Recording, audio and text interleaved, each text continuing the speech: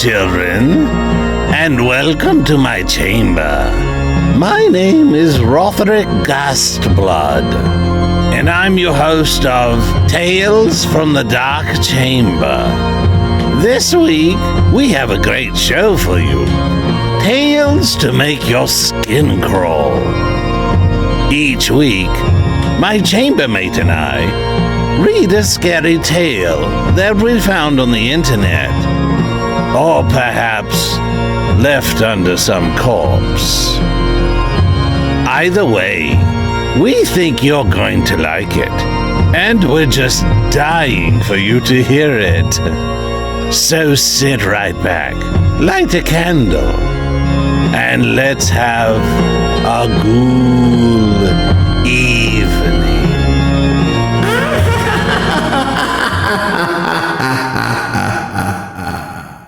Hey, Rotherick. Yes? Hey, Rotherick. Yes, Woody? Rotherick. Woody, get to it, man.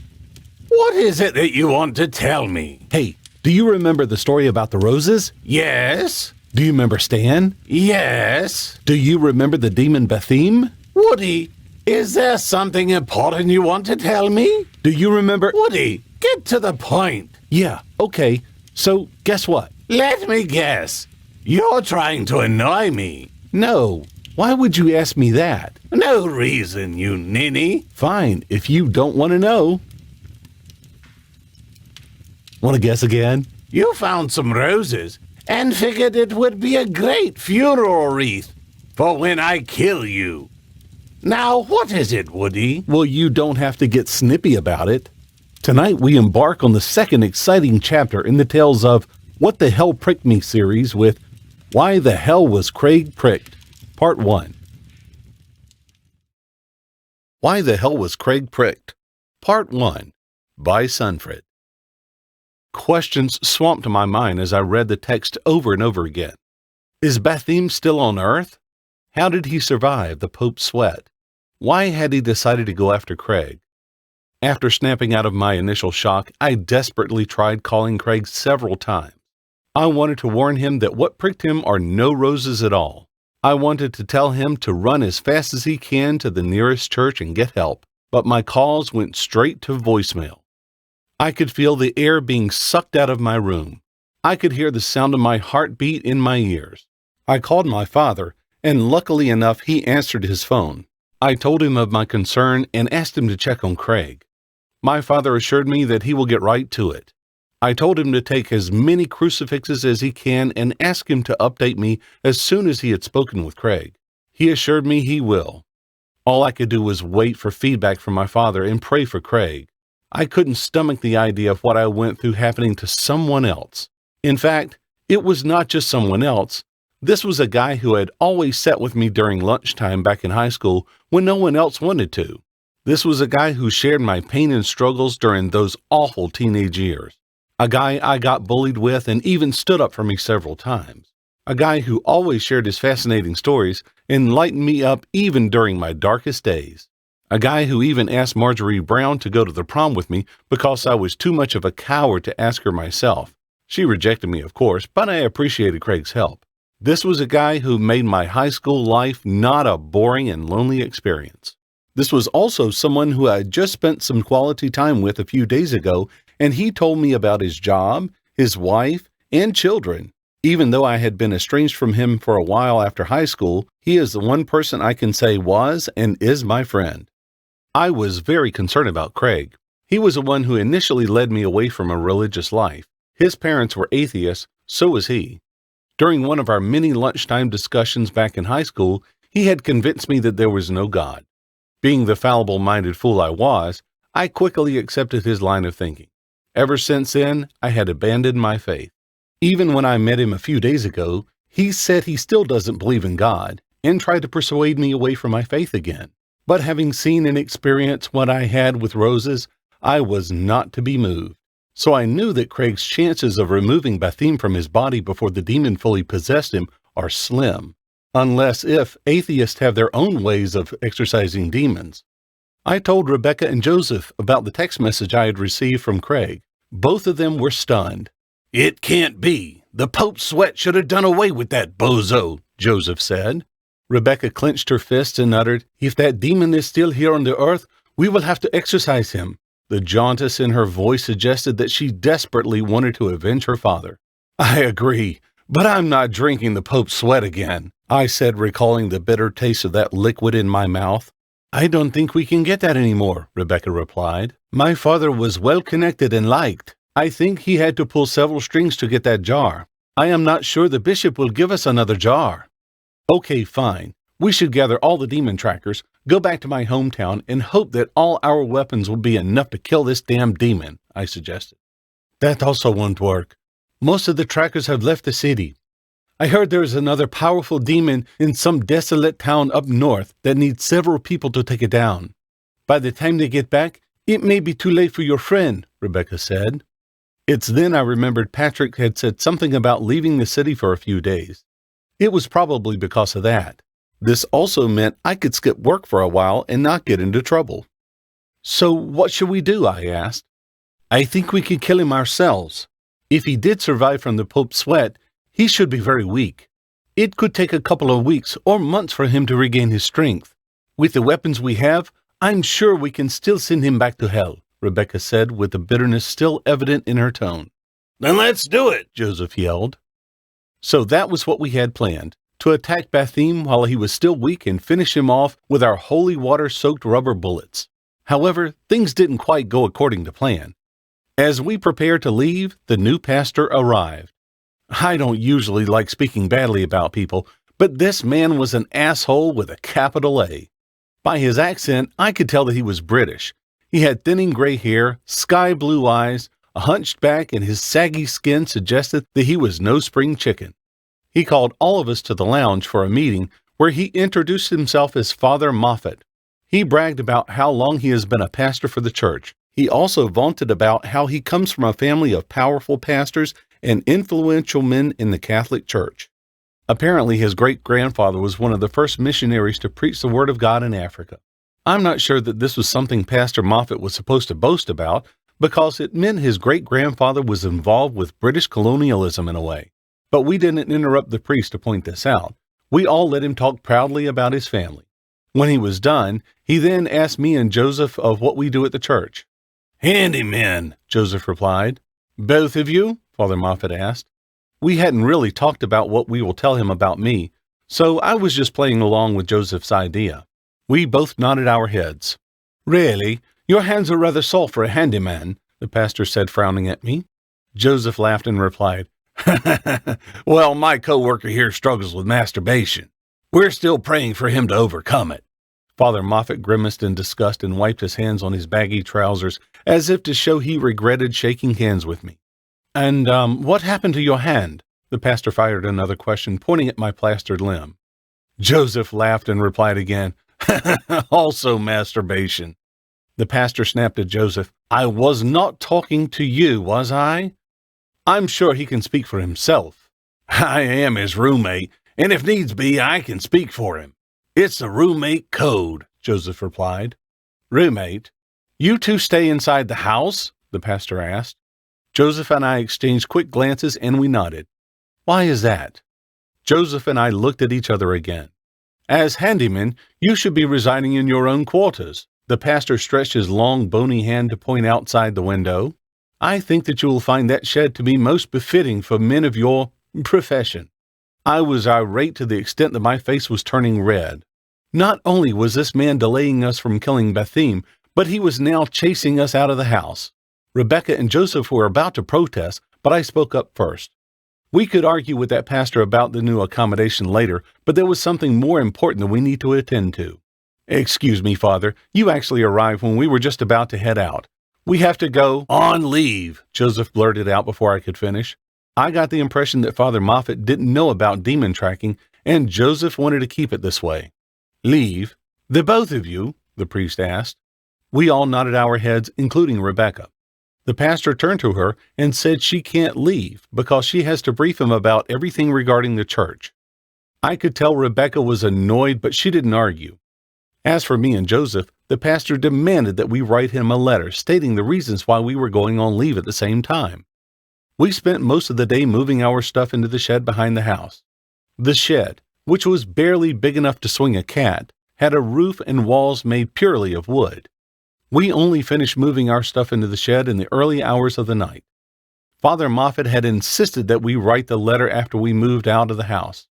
The man had not even offloaded his suitcase yet, but he was already pushing my every button. I delegated the task of writing the letter to Joseph while I tried to call Craig again. My call still went to voicemail. My body began to shiver when both of my parents were not picking up their phones. My stomach was rolling with anxiety as I wondered if it was a good idea to ask them to check on Craig. It only put them at risk. I pushed Joseph to finish the letter so we could be on our way. When he was done, he took the letter to the pastor. I kept trying to call my parents and Craig, but to no avail. Joseph came back and told me that the pastor refused to approve the letter. When I read the letter he wrote, I found out why. Joseph had written that we were married to the same woman and she was not feeling well, so we were going to go visit her. I couldn't even bring myself to be angry with him because I would only be wasting more time. I settled down to write the letter myself using my not-so-good left hand, but almost immediately there was a knock on the door. Joseph went to answer it and said it was for me. When I went to the door, I realized our visitor was a police officer. He was short but well-built. He had black, Caesar-cut hair, dark brown eyes, and a round baby face which was cleanly shaven. "Stanford Black?" he asked in a sharp militant voice. I nodded. "You will have to come with me, sir." Before I could speak, Joseph asked, "What's this about?" "It has nothing to do with you, sir," the police officer answered dismissively as he gestured for me to head out of the shed. "Well, he is my roommate, and I deserve to know. It's the roommate code," Joseph said. "Am I under arrest?" I asked. The officer breathed out in frustration. "Look, sir, you have to come with me or I'll have to use force." He said the words as he placed his right hand on his gun holster. "Okay, fine. I'll come with you," I replied, not wanting to escalate the situation. "I will also come with you. Roommates stick together." "Roommate code," Joseph said. The officer didn't object and led us to his cruiser. We sat in the back as the police officer drove us downtown. But he didn't take us to the police station. The officer parked in a dark alley between fast food restaurants. He opened my door and told me to climb out. He prevented Joseph from exiting and locked him inside the car. The officer gestured for me to go to the black Impala parked further down the alley. I trudged over to the car, worried sick of what was going on. As I got closer, I realized someone was standing outside the 1967 Chevrolet Impala. The man had a flat manila file in his hand and a cigar in the side of his mouth. He was wearing a white shirt with rolled-up sleeves, blue suspenders, and a loosely hanging black tie. He had more hair on his arms than on his head, and his stomach was big enough to put an 8-month pregnant woman to shame. His blue eyes looked up as I approached him, and he smiled. "So, this is the famous Stanford Black. I have read a lot about you," he said as he threw the file on the roof of his car and folded his arms. "I'm sorry you have me at a disadvantage," I said. He chuckled. "Of course. I'm Captain Steve Ledger. Father Hernandez was a dear friend of mine. May he rest in peace." That was when I realized this was Father Hernandez's police contact. "I thought it best if we meet and talk face to face. I heard what you did to Candace Stone." My stomach tightened at the mention of Candace. "I also know what you did at Jerry's Internet Cafe." Again, my stomach constricted. The police captain could sense my uneasiness and said, "Don't worry. If I wanted to arrest you, you would have been in some hellhole by now. Trust me, I am a guy who gets it. The world is full of evil people, and people like you deal with it on your own ways to keep everyone else safe. However, I want you to know that I won't be very understanding to any more of your transgressions. By that, I mean the killings. No more people should die from your exorcisms or whatever you do to possessed folks. I'm glad to see you put a cast on your hand. It shows me you are not a killer." "Well, I am happy to know that you are an understanding man because I need your help. The demon that was haunting me and killed Father Hernandez is still out there, and I think it's got my friend. We can use all the help we can get, especially police help." "Sorry, son. I'm not a demon hunter or whatever you guys call yourself. I also prefer few to none police officers being mired in all this demon business, so I can't really help you there. I can, however, help you leave the city." I was shocked that he knew that Pastor Moffat was making it difficult for us to leave. He weakly smiled at me as if to say, "I know everything, kid. Officer Richards will take you back to the church and you should be able to leave the city with no problem. Here's my number. Give me a call sometime, and remember, no more human casualties," the captain said as he handed me a business card with his contact details. I thanked him and walked back to the cruiser.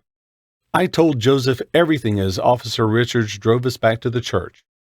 When we arrived, we got no problems from the Simon Cowell accented pastor. This made me respect Captain Ledger because whatever he did or say to the pastor, it made him tame like a wet puppy. We loaded the truck with all our possessions and left. Rebecca couldn't come with us because the pastor was adamant that she stays. I couldn't even properly say goodbye to her because Pastor Moffat was watching us like a hawk before we left. It was close to 3 a.m. in the morning when we hit the highway. I was as tired as I could get. Joseph was driving. I couldn't because of my hand. Frustrated that my calls to both Craig and my parents were going to voicemail, I decided to sleep for a while. Before I slept, I prayed to God for help in our mission. We had fewer weapons than last time we journeyed to fight the demon, and our plan wasn't all that solid. In fact, we didn't even have a proper plan. I just prayed that Jesus would lead the way. When I woke up, the sun had risen. I realized that someone was resting their head on my shoulder. I looked over at the driver's seat, and it wasn't Joseph driving.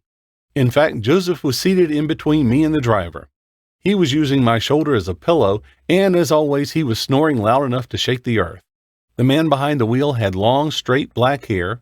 His cheeks were covered by a well-trimmed beard, and he was wearing a long white shirt that looked like a gown on his slender body. "Jesus," I muttered. The man smiled at me and exclaimed, "Oh, hi, dude. You're awake. My name is Nathan, but you can call me Nat." His raspy voice reminded me of Shaggy from Scooby-Doo. His brown eyes had a shade of red, which led me to think this guy was probably high as a kite. I quickly sat up and shook off my grogginess. I prodded Joseph to wake up. "Who the hell is this?" I asked him. "That's Nat," he replied as if it was the most obvious thing in the world. "You let a stranger drive the car?" "He's not a stranger. He is Nat. I just told you that. Besides, I was tired and I already checked. He's not crazy or possessed." "It's true, dude. I'm not crazy, but I'm actually totally possessed. With music. I'm a great DJ. If you ever need me to play at your parties, I'm game. Free of charge, my dude," Nat said. "You see, he is cool," Joseph said. I wanted to shout my head off at the both of them, but the truck began to sputter. White smoke emanated from the bonnet, and eventually the car came to a stop. Joseph and Nat checked on the problem, while I tried to call Craig and my parents. I still had no luck. Joseph told me that the truck won't be going anywhere anytime soon. Apparently, the crush we had with the oak tree in my parents' neighborhood had caused some damage that was overlooked when the truck was repaired. Joseph put his hand on my shoulder and said, "I know you're thinking of giving up." I wasn't. "But don't lose hope." I hadn't. "We will find a way. Heroes like us always do." Okay. Your zipper is open, man," I said to him. He looked down and replied, "I know, it's broken." "So why are you wearing those pants?" "Because they are my lucky pants." I deeply exhaled out of frustration, worry, and weariness. I hadn't been paying attention to Nat, but the next time I looked over at him, he had waved down a big old yellow school bus. Joseph leaned into me and said it's because of his lucky pants that the bus stopped for us. I ignored him and quickly carried our luggage to the bus. When we got inside, we realized the bus was full of nuns. All of them were old enough to have attended high school with Jesus himself. They were also very sweet women because they agreed to give us a ride to our exact destination. We sat in the vacant 3 leather seats in the front. It then came to my attention that all the nuns on the bus were drinking tea from white demi-tasses. The head nun offered us some tea, which Joseph and Nat took without hesitation. I had initially refused, but the nuns repeatedly persuaded me until I relented. After just 3 sips of the sweet tea, my vision became bleary. Less than 10 seconds later, I passed out. When I woke up, the sun was setting. The bus was shaking to suggest that we were moving on a rough road, and my hands were tied behind my back. I looked outside and saw we were off the highway. The bus was riding down a dirt road of a wooden area filled with an assortment of tall, fruitless trees. I noticed Joseph and Nat were still passed out. They were also tied up like me. I couldn't see where our bags and weapons were. When I stared at the head nun seated to our right, a chill swept through my soul. Her eyes were blinding black. Her face was crunched into a wrinkled frown like she had been constipated for the past week. I turned my head around and realized that all the nuns on the bus now had black eyes and hideous ridged faces. Joseph and Nat woke up at the same time. They went through the same shock realization of our situation. "What's going on?" Nat hysterically asked. The nuns began laughing. "You are all about to die," the head nun said with a nefarious robotic voice I had come to realize all possessed people use. The rest of the nuns chuckled like a group of witches, and it made my body quaver. "Oh my God, dudes," Nat said. "I think they are demons. Don't worry. I read somewhere that if we can guess her names, we will have power over them. Gary, Peter, Jack, Philip, Rachel, Juliet." "Please stop," I begged him. "Sarah, Carol, David, Leonard, Larry, Tom, Tommy, Thompson." "Just shut up. It's not going to work," I screamed at Nat. "You better untie us now. My roommate knows the Pope on a I can drink your sweat basis, and he will report you," Joseph said. The head nun slapped Joseph so hard across the face, I thought his skin would peel off. "You think I'm joking? Roomie, call the man." "Oh, shut up, Joseph. We need to—" I trailed off when I realized the bus was slowing down. We had reached a derelict farmhouse built of red bricks and a gray asbestos roof. It had a spacious yard filled with empty barns, fowl runs, pigsties, and kennels. The fields next to the house were devoid of any form of vegetation and were nothing but dust. The nuns violently ushered us out of the bus and led us to a large brick well behind the house. The top of the well was covered with huge metal plates and thick rusting chains. The nuns easily removed the metal plates and chains like birthday wrappings. They were whistling and laughing so loudly that I could barely hear what Joseph was screaming at them. It was already nightfall, but I can tell inside the well was much darker. The nuns cut Nat loose, and he screamed as he was thrown into the black abyss of the well. Joseph was also cut loose and hurled in next. Before I was tossed in, the nun shouted, "Dinner is served!" I was freed from my restraints and aggressively chucked into the well. The fall was long. For several seconds I wailed as I sank into the blackness. I eventually landed with a loud and agonizing thump at the bottom of the well. Despite the pain aching through my whole body, I was thankful the well was dry. My mind was still in a haze, but it didn't stop me from smelling it. The stench that I had become accustomed to. The stench of a rotten egg. The stench that always caused a knot to form in my throat. The stench that had meant something every time I smelt it. The stench of danger. The stench of evil. Why the Hell Was Craig Pricked? Part 1. By Sunfred. Well, folks, that's our story tonight. Rothrick and I hope you enjoyed it. We sure had a great time bringing it to you, and we really appreciate you listening. Tune in next week when we bring you another chilling Tales from the Dark Chamber. And just a note, if you're an aspiring author and want your story read here on Tales from the Dark Chamber, send us a note at talesfromthedarkchamber@gmail.com. If it creeps old Rothrick out enough, we'll air it. And subscribe to our channel here for notification of our next new episode, and follow us on Facebook, Twitter, and Instagram. Remember, hit that like button and help us grow the channel. Also, make sure you tell your friends about us. Spread the word. If you want your story recorded for your own use, or just want to have it, check out my website at woodygvoiceover.net. You can order there. And again, thank you for listening tonight.